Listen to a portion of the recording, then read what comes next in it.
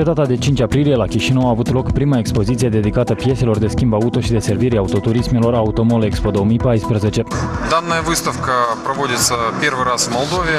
Эта выставка отличается от других тем, что это, во-первых, выставка только одного предприятия. Мы представляем здесь наших поставщиков. Такое мероприятие мы планируем проводить ежегодно. Vizitatorii au avut ocazia să cunoască furnizorii de piese și produsele acestora. It's the first time that we have a chance to promote our product, to give all information, technical information, as well product information to direct basis to the clients and workshops.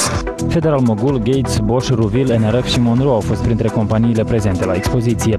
Astfel, ambreiaje, cutii de viteze, amortizoare, suspensii și multe alte componente ale vehiculelor de ultimă oră le-au fost prezentate vizitatorilor în cele mai amănunțite detalii.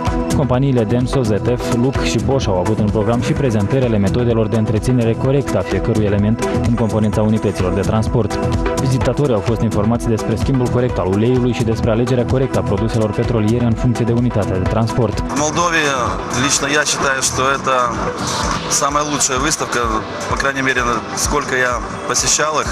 Cei prezenți la expoziție au avut ocazia să afle și despre destinația produselor menite să eficientizeze consumul de combustibil al mașinilor și să minimizeze poluarea mediului ambient.